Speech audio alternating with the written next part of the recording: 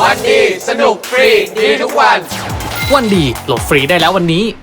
ผ่านไปแล้วจริงๆใช่ไหมรักที่มันเนิ่นนานแต่ลึกๆก็ยังหวั่นไหวยังฝันเหมือนยังรออยู่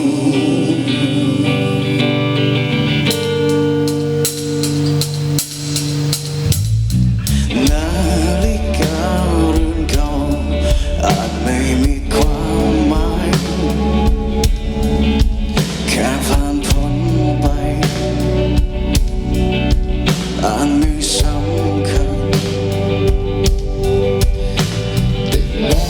ฬิกาเรือนเก่ายังบอกเวลาฉัน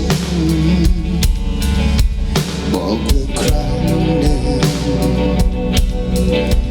เราเคยรักกันความรักเมื่อวันวาน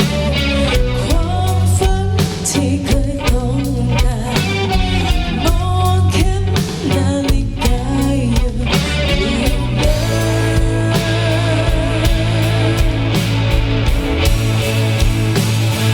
มันผ่านไปแล้วจริงๆใช่ไหมรักที่มันเนิ่นนานแต่ลึกๆก็ยังหวั่นไหวยังฝันเหมือนยังรออยู่เหมือนยังคอยอยู่ใช่ไหมไม่เข้าใจเหมือนกันอยากให้เธอยังอยู่ตรงนี้กับฉันเหมือนยังรออยู่เหมือนยังคอยอยู่เหมื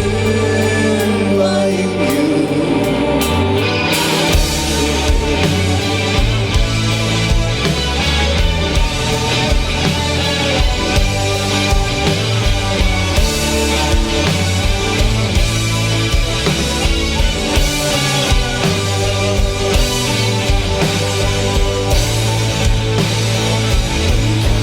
แล้วจริงๆใช่ไหมรักที่มันเนิ่นนานแต่ลึกๆก็ยังหวั่นไหวยังฝันเหมือน